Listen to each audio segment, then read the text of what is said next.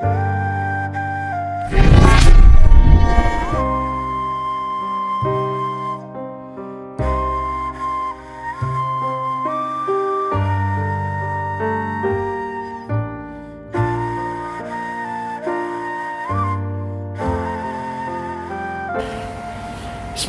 Assalamualaikum warahmatullahi wabarakatuh. Innal hamdalillah nahmaduhu wa nasta'inuhu wa nastaghfiruh wa na'udzu billahi min syururi anfusina wa min sayyiati a'malina. Man yahdihillahu fala mudhillalah wa may yudlil fala hadiyalah. Asyhadu an la ilaha illallah wahdahu la syarikalah wa asyhadu anna Muhammadan 'abduhu wa rasuluhu la nabiyya wa la rasula ba'dah. Amma ba'du. Perkenalkan, nama saya Ahmad Fikri Hizbullah. Saya berasal dari jurusan Ekonomi Syariah Islam angkatan ke-19. Kali ini saya akan memberikan penjelasan atau mengisahkan satu kisah sejarah peradaban Islam pada masa Khulafaur Rasyidin Utsman bin Affan radhiyallahu anhu.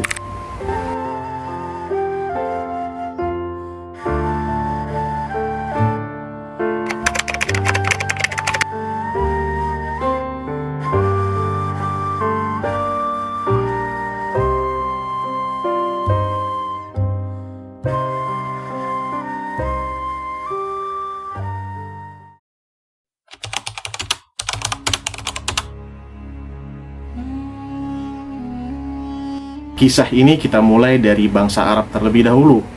Siapakah bangsa Arab? Bangsa Arab pada saat itu dikenal dengan keterbelakangannya dari segi ekonomi, segi keilmuan, bahkan segi tata negaraan. Mereka tertinggal jauh dan tertinggal pesat dari bangsa-bangsa lainnya. Nah, kemudian Islam datang melalui utusan dari Allah Subhanahu wa taala, yaitu Nabi Muhammad Sallallahu Alaihi Wasallam. Kemudian pada saat itu bangsa Arab mulailah berjaya, mulailah naik pesat, sehingga pada saat itu bangsa-bangsa lain mulai mewaspadainya dan menakutinya. Nah, kemudian setelah Nabi Muhammad Sallallahu Alaihi Wasallam wafat, dari situlah awal mula perpecahan umat Islam. Setelah Nabi wafat, muncullah pemberontakan, banyak terjadi kemurtadan, dan juga banyak perselisihan antara umat muslim, sehingga banyak sekali pertumpahan darah satu muslim dengan muslim yang lainnya. Akhirnya para sahabat di situ memutuskan untuk menunjuk salah satu orang yang dulunya berperan penting di Islam ini, atau orang yang ya istilahnya sangat dipercayai oleh Nabi Muhammad SAW. Pada saat itu sahabat mulailah menemukan satu orang yang tepat, yaitu Abu Bakar As-Siddiq radhiyallahu anhu. Kemudian Abu Bakar mulailah dibaiat untuk melanjutkan kepemimpinan atau memegang kendali umat Islam pada saat itu, karena Islam pada saat itu sudah mulai tidak seimbang, karena sudah mulai terlihat bahwasanya siapakah yang Islam itu tulus, atau mereka Islam hanya karena ada Rasulullah. Karena juga di situ muncullah banyak orang-orang munafik. Ya, akhirnya setelah Abu Bakar As-Siddiq radhiyallahu anhu itu menjabat, ya sudah mulai tertata kembali, kemudian dilanjutkan oleh Umar bin Khattab radhiyallahu anhu, kemudian dilanjutkan lagi oleh Utsman bin Affan radhiyallahu anhu, yang akan kita bahas pada saat kali ini.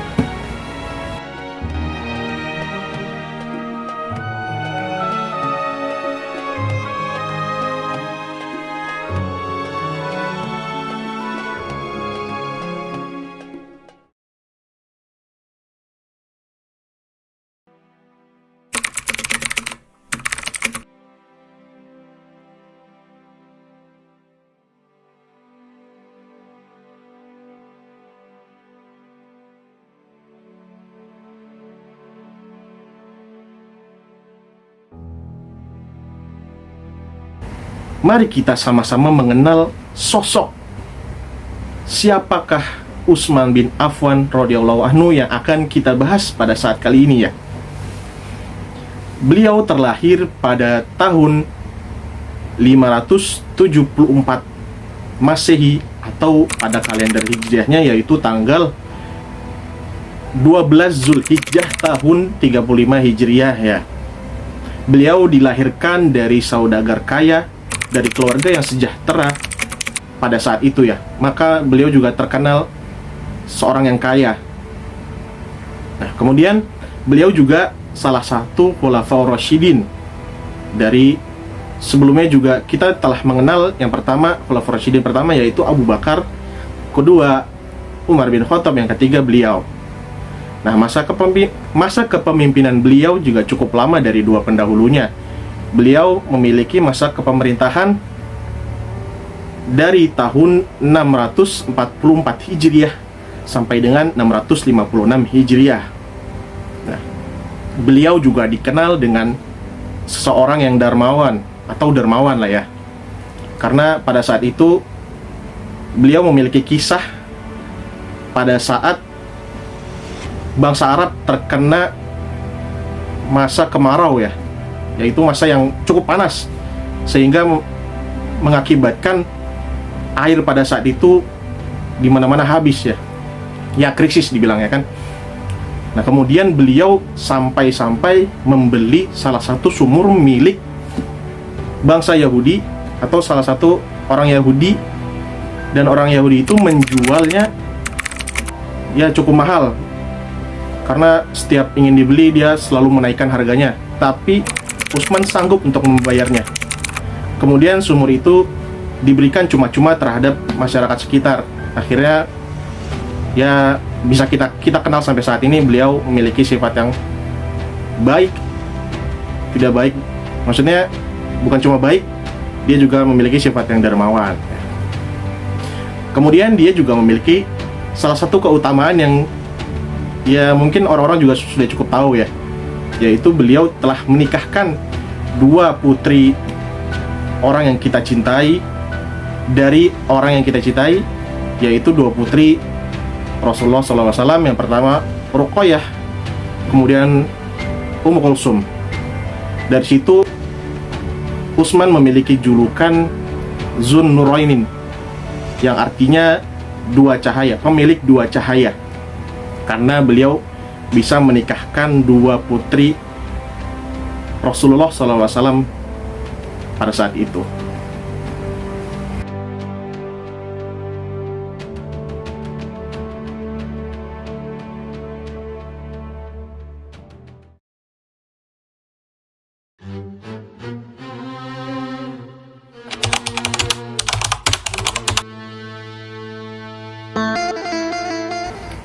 Nah, selanjutnya proses masa pengangkatan Utsman bin Affan sebagai khalifah.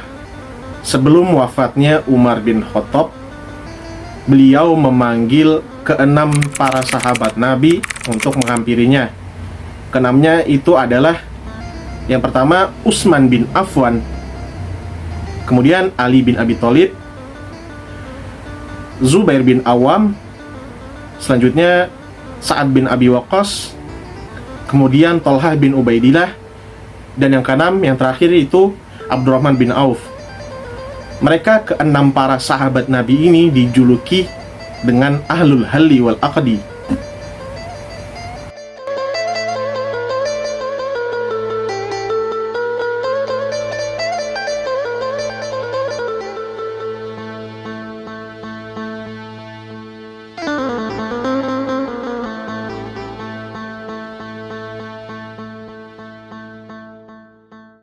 Nah, kemudian singkat cerita, Utsman telah menjadi khalifah pada saat itu. Nah, Utsman memerintah pada saat umurnya menginjak 70 tahun. Bayangkan teman-teman, 70 tahun baru memerintah suatu negara atau suatu bangsa yang mana itu sangat besar ya. Pada umur 70 itu ya mungkin kalau sekarang ya orang udah tua ya, udah pensiun gitu di rumah. Tapi bayangkan, Utsman bin Affan itu baru saja dilantik. Ya, mengapa beliau ditunjuk sebagai pengganti Umar bin Khattab? Ya mungkin karena beliau memiliki banyak keutamaan ketimbang kelima sahabatnya yang lain. Jadi lebih pantas untuk memilih Utsman bin Affan.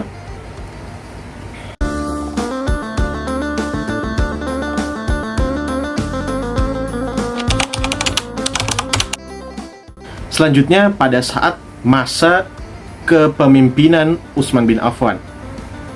Ya, Utsman bin Affan adalah salah satu Khulafaur Rasyidin yang menjabat paling lama, yakni 12 tahun.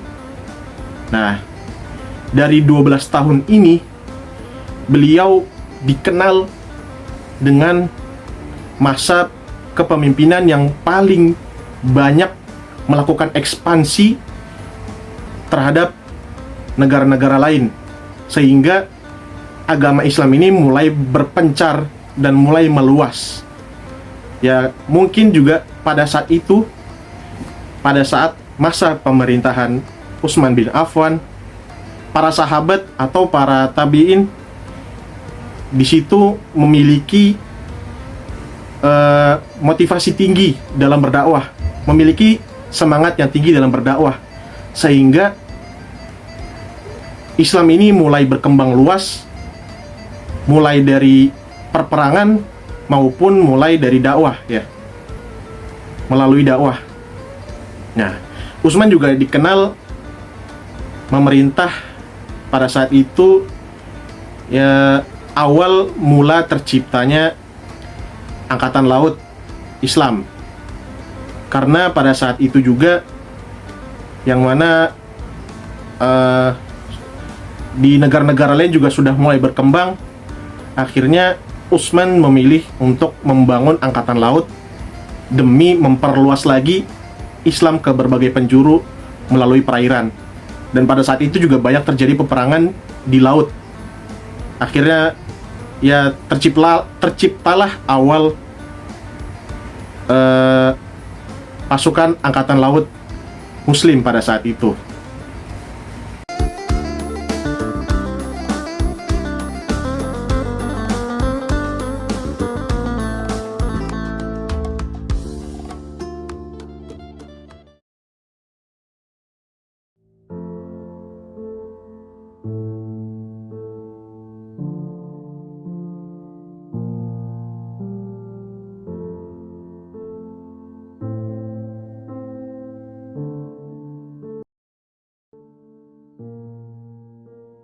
Selanjutnya kita masuk ke tahap akhir pada pembahasan kali ini, yaitu akhir dari masa kepemerintahan Utsman bin Affan dan juga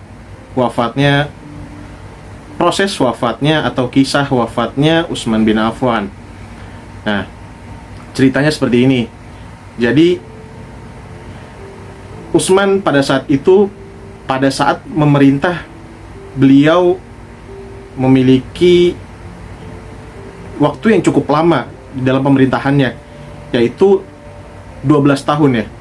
6 tahun pertama itu beliau memerintah dengan kondisi yang benar-benar saat itu tentram dan baik, karena masyarakat faham akan sifat dari pemimpinnya, yaitu Utsman bin Affan, karena beliau memiliki sifat yang dermawan serta memiliki sifat lemah lembut, sehingga menjadikan masyarakat hidup tentram pada saat itu, pada saat 6 tahun pertama, ya.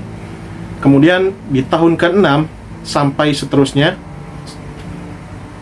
muncullah fitnah-fitnah terhadap Utsman bin Affan, sampai-sampai fitnah tersebut telah menyebar luas sampai ke Mesir, Kufah, serta Basrah.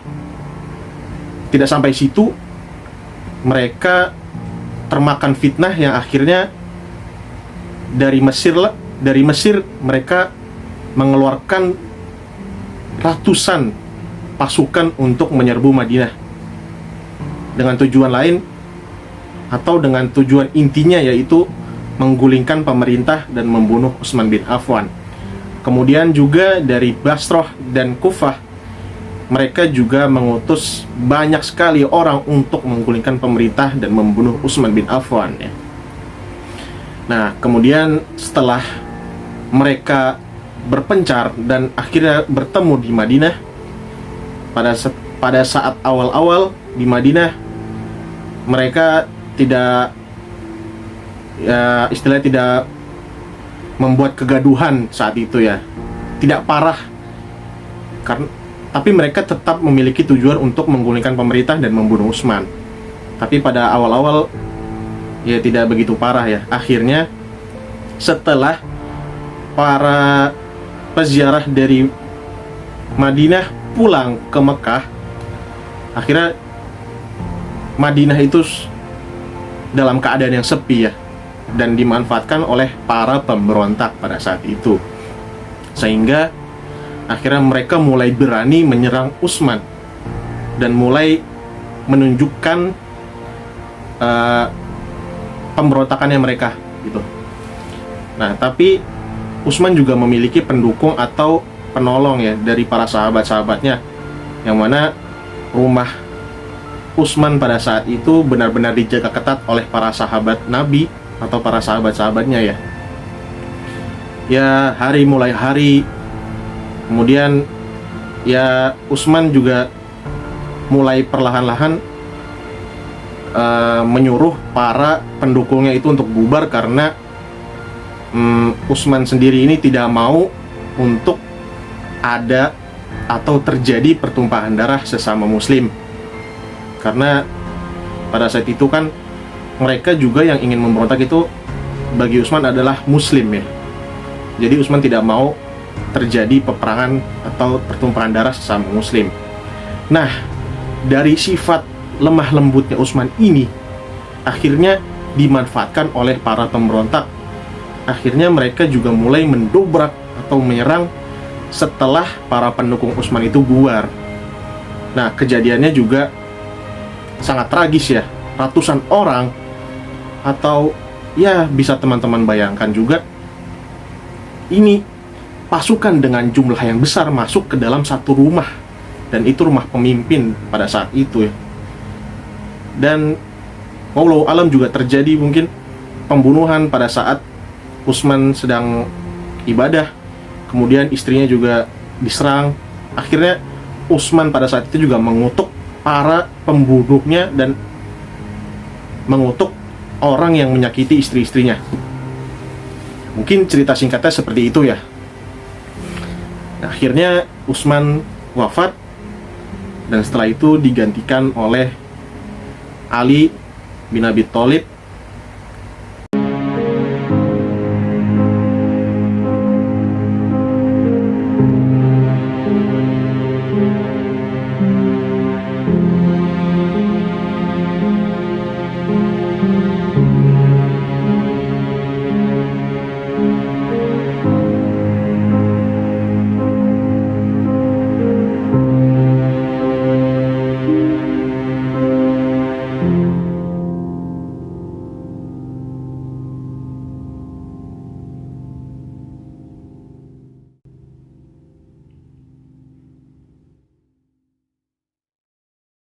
Mungkin kisah singkat dari Ana cukup sekian.